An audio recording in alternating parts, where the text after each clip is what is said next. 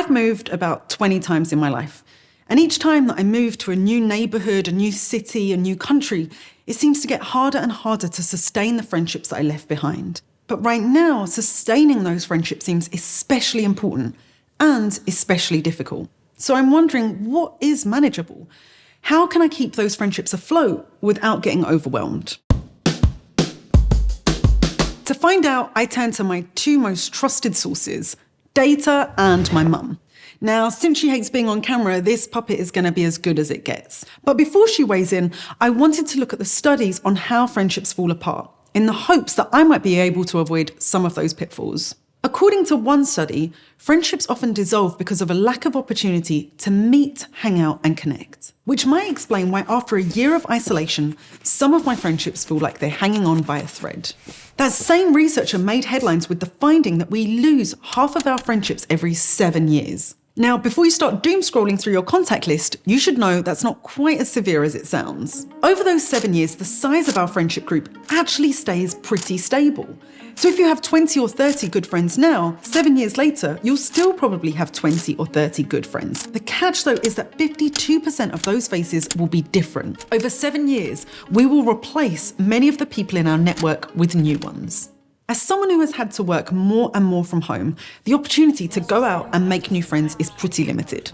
It's a luxury I don't often have. And the research on the formation of new friends suggests that this takes time. A lot of time.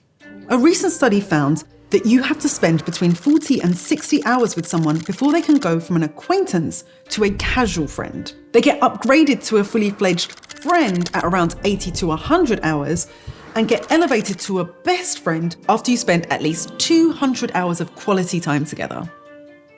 And the emphasis here is on quality time. You might say hi to a barista every morning or be polite to a co-worker, but you wouldn't necessarily invite either one over for dinner. I was feeling a little bit daunted by all of these numbers until I spoke to my mum, who has a more optimistic take on all of this. A friendship is essential in your life.